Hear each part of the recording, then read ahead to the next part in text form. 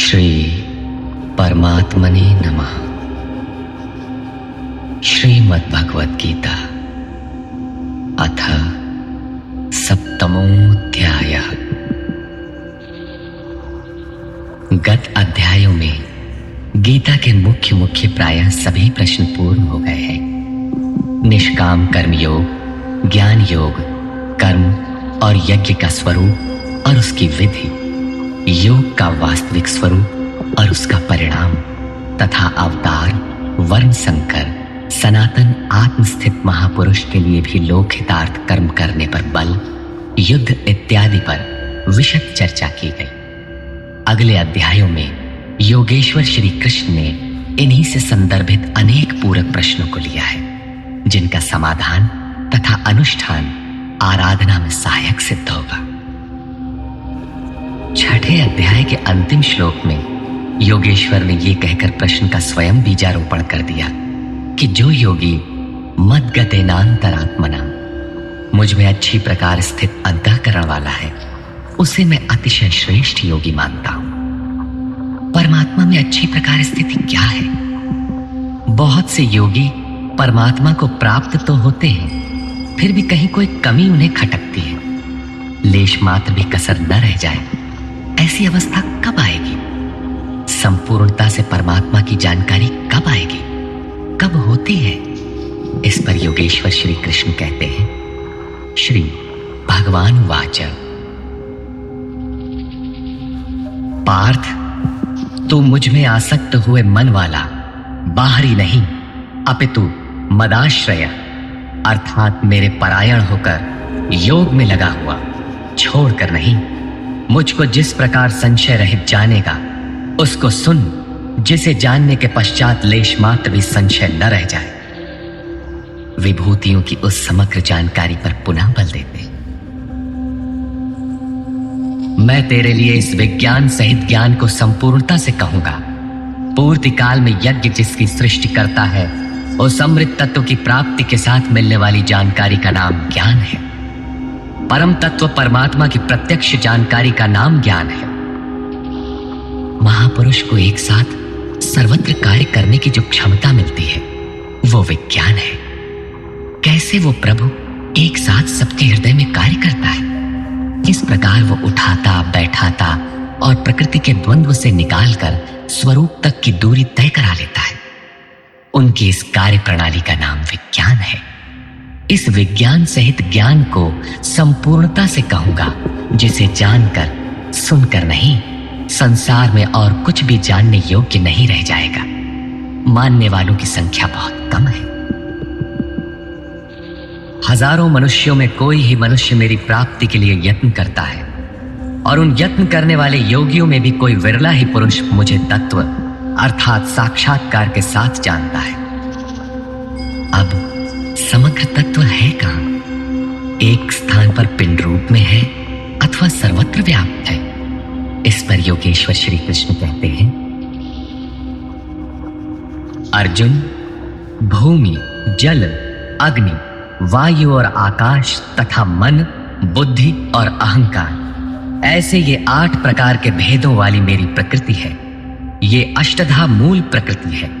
अपरेयमितस्त्वन्यां प्रकृतिं विद्धि मे परां, जीवभूतां महाबाहो ययेदं धार्यते जगत्। यम अर्थात ये 8 प्रकारों वाली तो मेरी अपरा प्रकृति है, अर्थात जड़ प्रकृति है। महाबाहु अर्जुन, इससे दूसरी को जीव रूप परा अर्थात चेतना प्रकृति जान, जिससे संपूर्ण जगत धारण किया हुआ है, वो है जीवात्मा।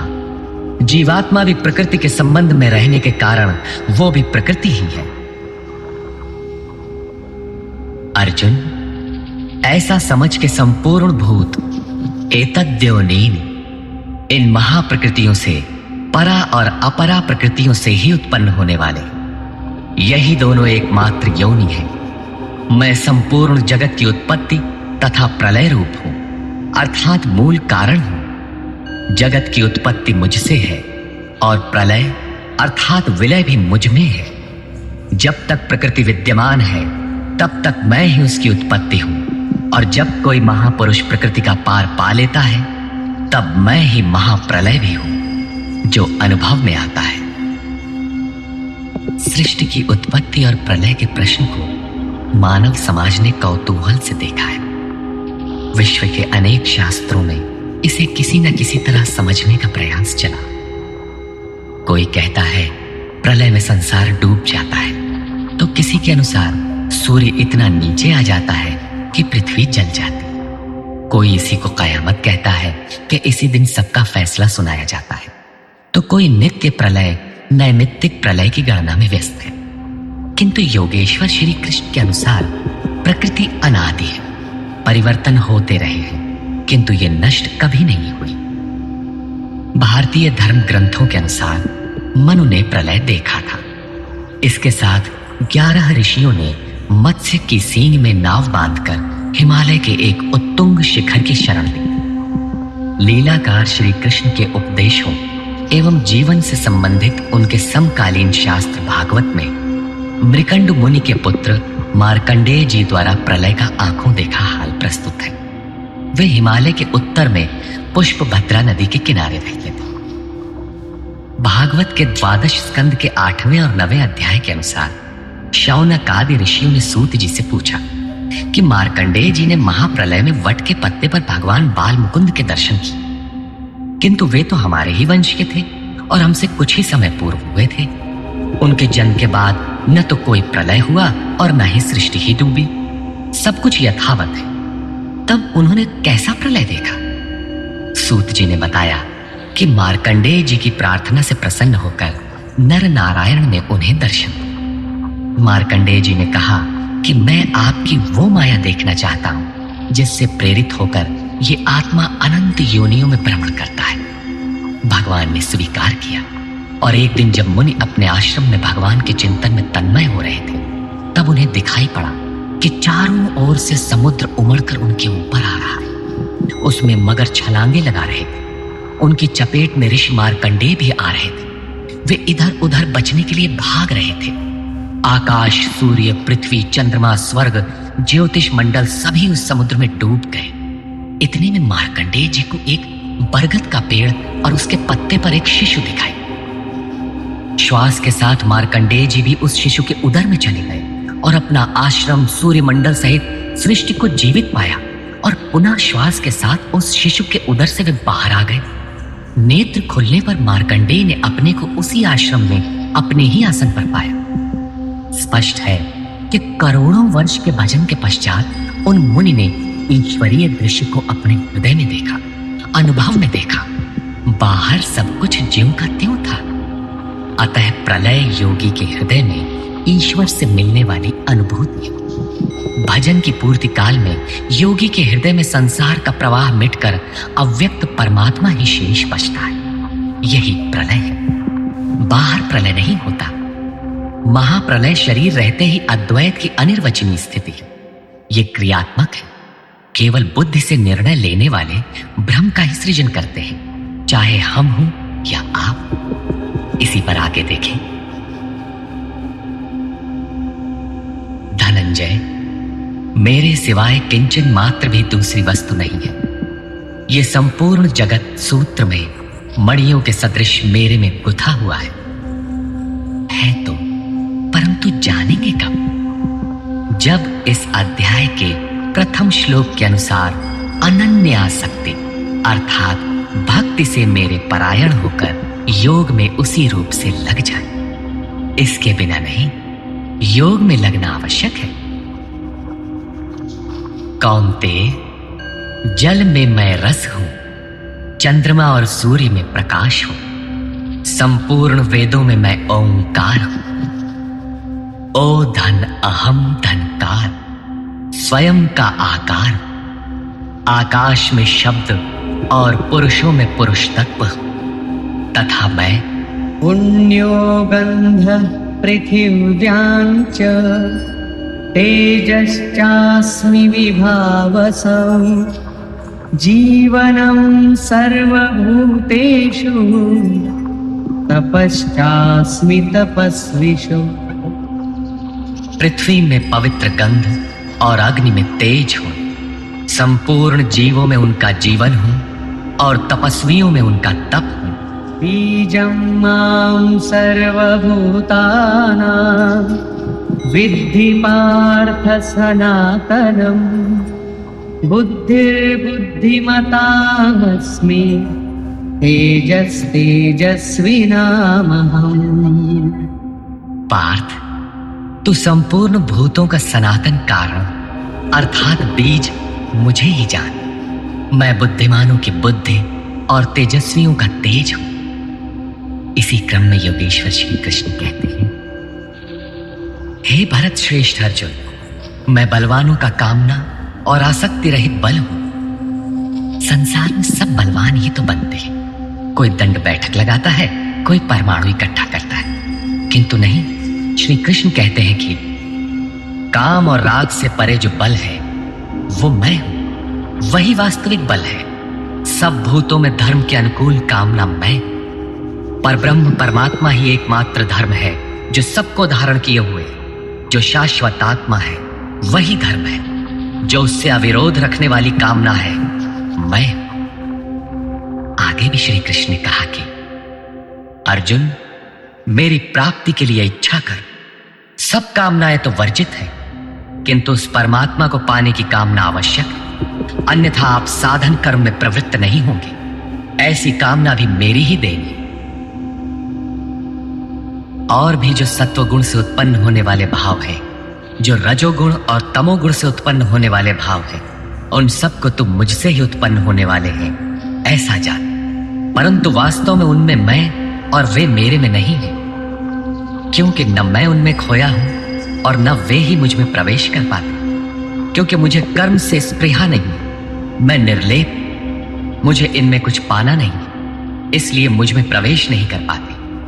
ऐसा होने पर भी जिस प्रकार आत्मा की उपस्थिति से ही शरीर को भूख प्यास लगती है, आत्मा को अन्न अथवा जल से कोई प्रयोजन नहीं है, उसी प्रकार प्रकृति परमात्मा की उपस्थिति में ही अपना कार्य कर पाती है। परमात्मा उसके गुण और कार्यों से निर्लेप रहता है। सात्विक, राजस और तामस, इन तीन गुणों के कार्य रूप भावों से यह सारा जगत मोहित हो रहा है। इसलिए लोग इन तीनों गुणों से परे मुझ अविनाशी को तत्व से भली प्रकार नहीं जानते। मैं इन तीनों गुणों से परे हूं, अर्थात जब तक अंश मात्र भी गुणों का आवरण विद्यमान है, तब तक कोई मुझे नहीं जानता। उसे अभी चलना है, वो राही। और दैवी येषा गुणमयी मम माया दुरत्यया। मामेव ये प्रपद्यन्ते मायामेतान्तरन्ति ते। ये त्रिगुणातीत मेरी अद्भुत माया दुस्तर है, किंतु जो पुरुष मुझे ही निरंतर भजते हैं वे इस माया का पार पा जाते हैं। ये माया है तो दैवी, परंतु अगरबत्ती जलाकर इसकी पूजा न करने लगे, इससे पार पाना है। जो मुझे निरंतर भजते हैं वे जानते हैं, फिर भी लोग नहीं भजते। माया द्वारा जिनका ज्ञान अपहरण कर लिया गया है, जो आसुरी स्वभाव को धारण किए हुए मनुष्यों में अधम काम क्रोधादि दुष्कृतियों को करने वाले मूढ़ लोग मुझे नहीं भजते, तो भजता कौन है? हे भरत श्रेष्ठ अर्जुन, सुकृतिना, उत्तम अर्थात नियत कर्म, अर्थात जिसके परिणाम में श्रेय की प्राप्ति हो उसको करने वाले, अर्थार्थी अर्थात सकाम, आर्तः अर्थात दुख से छूटने की इच्छा वाले, जिज्ञासु अर्थात प्रत्यक्ष रूप से जानने की इच्छा वाले, और ज्ञानी अर्थात जो प्रवेश की स्थिति में है। इन चारों प्रकार के भक्तजन मुझे भजते हैं। अर्थ वो वस्तु है जिससे हमारे शरीर अथवा संबंधों की पूर्ति हो। इसलिए अर्थ, कामनाएं सब कुछ पहले तो भगवान द्वारा पूर्ण होती है। भगवान श्री कृष्ण कहते हैं कि मैं ही पूर्ण करता हूं, किंतु इतना ही वास्तविक अर्थ नहीं है। आत्मिक संपत्ति ही स्थिर संपत्ति है, यही अर्थ है। सांसारिक अर्थ की पूर्ति करते करते भगवान वास्तविक अर्थ आत्मिक संपत्ति की ओर बढ़ा देते, क्योंकि वे जानते हैं कि इतने ही से मेरा भक्त सुखी नहीं होगा, इसलिए वे आत्मिक संपत्ति भी उसे देने लगते।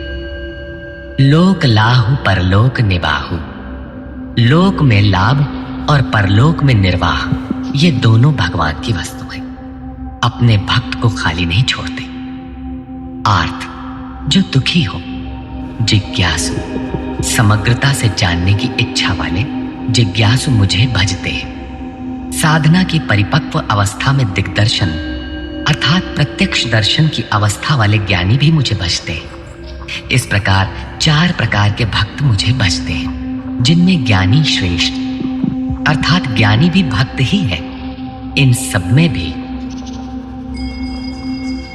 अर्जुन, उनमें भी नित्य मुझमें एक ही भाव से स्थित अनन्य भक्ति वाला ज्ञानी विशिष्ट है, क्योंकि साक्षात्कार के सहित जानने वाले ज्ञानी को मैं अत्यंत प्रिय हूं और वो ज्ञानी भी मुझे अत्यंत प्रिय है।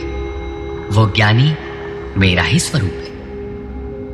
यद्यपि ये चारों प्रकार के भक्त उदार ही हैं, कौन सी उदारता कर दी? क्या आपकी भक्ति करने से भगवान को कुछ मिल जाता है? क्या भगवान में कोई कमी है जिसे आपने पूरा कर दिया? नहीं, वस्तुतः वही उदार है जो अपने आत्मा को अधोगति में न पहुंचाए, जो उसके उद्धार के लिए अग्रसर है। इस प्रकार ये सब उदार है। परंतु ज्ञानी तो साक्षात मेरा स्वरूप ही है, ऐसी मेरी मान्यता है, क्योंकि वो स्थिर बुद्धि ज्ञानी भक्त सर्वोत्तम गति स्वरूप मुझ में ही स्थित है। अर्थात वो मैं हूं, वो मुझ में है, मुझ में और उसमें कोई अंतर नहीं। इसी पर पुनः बल देते हैं। अभ्यास करते करते बहुत जन्मों के अंत के जन्म में, प्राप्ति वाले जन्म में साक्षात्कार को प्राप्त हुआ ज्ञानी सब कुछ वासुदेव ही है। इस प्रकार मेरे को भजता है। वो महात्मा अति दुर्लभ है। वो किसी वासुदेव की प्रतिमा नहीं गढ़वाता, बल्कि अपने भीतर ही उस परम देव का वास पाता है। उसी ज्ञानी महात्मा को श्री कृष्ण तत्वदर्शी भी कहते हैं। इन्हीं महापुरुषों से बाहर समाज में कल्याण संभव है। इस प्रकार के प्रत्यक्ष तत्वदर्शी महापुरुष श्री कृष्ण के शब्दों में अति दुर्लभ है। जब श्रेय और प्रेय अर्थात मुक्ति और भोग दोनों ही भगवान से मिलते हैं, तब तो सभी को एकमात्र भगवान का भजन करना चाहिए। फिर भी लोग उन्हें नहीं भजते। क्यों? श्री कृष्ण के इन शब्दों में, वो तत्वदर्शी महात्मा अथवा परमात्मा ही सब कुछ है। लोग ऐसा समझ नहीं पाते, क्योंकि भोगों की कामनाओं द्वारा लोगों का विवेक अपहरण कर लिया गया। इसलिए वे अपनी प्रकृति अर्थात जन्म जन्मांतरों से अर्जित संस्कारों के स्वभाव से प्रेरित होकर मुझ परमात्मा से भिन्न अन्य देवताओं और उनके लिए प्रचलित नियमों की शरण लेते हैं। यहां अन्य देवता का प्रसंग पहली बार आया। जो सकामी भक्त जिस जिस देवता के स्वरूप को श्रद्धा से पूजना चाहता है, मैं उसी ही देवता के प्रति उसकी श्रद्धा को स्थिर करता हूं। मैं स्थिर करता हूं, क्योंकि देवता नाम की कोई वस्तु होती तब तो वो देवता ही श्रद्धा को स्थिर करता। वो पुरुष उस श्रद्धा से युक्त होकर उस देव विग्रह के पूजन में तत्पर होता है और उस देवता के माध्यम से मेरे ही द्वारा निर्मित उन इच्छित भोगों को निसंदेह प्राप्त होता है। भोग कौन देता है? मैं ही देता हूं। उसकी श्रद्धा का परिणाम है भोग, न कि किसी देवता की देन। किंतु वो फल तो पा ही लेता है, फिर इसमें बुराई क्या है? इस पर कहते हैं, परंतु उन अल्प बुद्धि वालों का वो फल नाशवान है। आज फल है तो भोगते भोगते नष्ट हो जाएगा, इसलिए नाशवान। देवताओं को पूजने वाले देवताओं को प्राप्त होते हैं, अर्थात देवता भी नाशवान है। देवताओं से लेकर यावन मात्र जगत परिवर्तनशील और मरणधर्मा है। मेरा भक्त मुझे ही प्राप्त होता है, जो अव्यक्त है, नैष्ठिकीम परम शांति पाता है। देवता हृदय के अंतराल में परम देव परमात्मा के देवत्व को अर्जित कराने वाले सद्गुणों का नाम। थी तो ये अंदर की वस्तु, किंतु कालांतर में लोगों ने भीतर की वस्तु को बाहर देखना प्रारंभ कर दिया। मूर्तियां गढ़ ली, कर्मकांड रच डाले और वास्तविकता से दूर खड़े हो गए। श्री कृष्ण ने इस भ्रांति का निराकरण उपर्युक्त 4 श्लोकों में किया। गीता में पहली बार अन्य देवताओं का नाम लेते हुए उन्होंने कहा कि देवता होते ही नहीं, लोगों की श्रद्धा जहां झुकती है वहां मैं ही खड़ा होकर उनकी श्रद्धा को पुष्ट करता और मैं ही वहां फल भी देता। वो फल भी नश्वर है, फल नष्ट हो जाते हैं, देवता नष्ट हो जाते हैं और देवताओं को पूजने वाला भी नष्ट हो जाता है। जिनका विवेक नष्ट हो गया है वे मूढ़ बुद्धि ही अन्य देवताओं को पूजते हैं। श्री कृष्ण तो यहां तक कहते हैं कि अन्य देवताओं को पूजने का विधान ही अयुक्ति संगत है। यद्यपि जब देवताओं के नाम पर देवता नाम की कोई वस्तु है ही नहीं, जो फल मिलता है वो भी नाशवान है, फिर भी सब लोग मेरा भजन नहीं करते, क्योंकि बुद्धिहीन पुरुष अर्थात कामनाओं द्वारा जिनका ज्ञान अपहृत हो गया है वे मेरे सर्वोत्तम, अविनाशी और परम प्रभाव को भली प्रकार नहीं जानते। इसलिए वे मुझ अव्यक्त पुरुष को व्यक्ति भाव को प्राप्त हुआ मानते हैं, मनुष्य मानते हैं। अर्थात श्री कृष्ण भी मनुष्य शरीरधारी योगी थे, योगेश्वर थे। जो स्वयं योगी हो और दूसरों को भी योग प्रदान करने की जिनमें क्षमता हो उन्हें योगेश्वर कहते। साधना के सही दौर में पड़कर क्रमशः उत्थान होते होते महापुरुष भी उसी परम भाव में स्थित हो जाते। शरीरधारी होते हुए भी वे उसी अव्यक्त स्वरूप में स्थित हो जाते। फिर भी कामनाओं से विवश मंद बुद्धि के लोग उन्हें साधारण व्यक्ति ही मानते।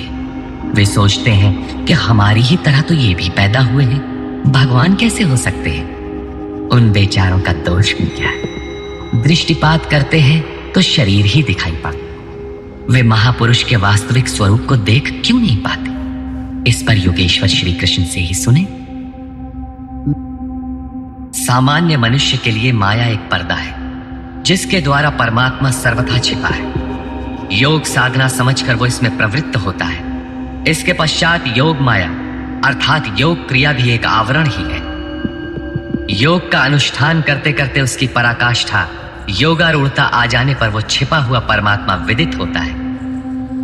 योगेश्वर कहते हैं कि मैं अपनी योग माया से ढका हुआ, केवल योग की परिपक्व अवस्था वाले ही मुझे यथार्थ देख सकते हैं। मैं सबके लिए प्रत्यक्ष नहीं हूं। इसलिए ये अज्ञानी मनुष्य मुझ जन्म रहित अर्थात जिसे अब जन्म नहीं लेना है, अविनाशी अर्थात जिसका नाश नहीं होना है, अव्यक्त स्वरूप अर्थात जिसे पुनः व्यक्त नहीं होना है को नहीं जानता। अर्जुन भी श्री कृष्ण को अपनी ही तरह मनुष्य मानता था। आगे उन्होंने दृष्टि दिया तो अर्जुन गिड़गिड़ाने लगा, प्रार्थना करने लगा। वस्तुतः अव्यक्त स्थित महापुरुष को पहचानने में हम लोग प्रायः अंधे ही हैं। आगे कहते हैं, अर्जुन, मैं अतीत, वर्तमान और भविष्य में होने वाले संपूर्ण प्राणियों को जानता हूं, परंतु मुझे कोई नहीं जानता। भरतवंशी अर्जुन, इच्छा और द्वेष अर्थात राग द्वेषादि द्वंद्व के मोह से संसार के संपूर्ण प्राणी अत्यंत मोह को प्राप्त हो रहे, इसलिए मुझे नहीं जान पाते। तो क्या कोई जानेगा ही नहीं? योगेश्वर श्री कृष्ण कहते हैं,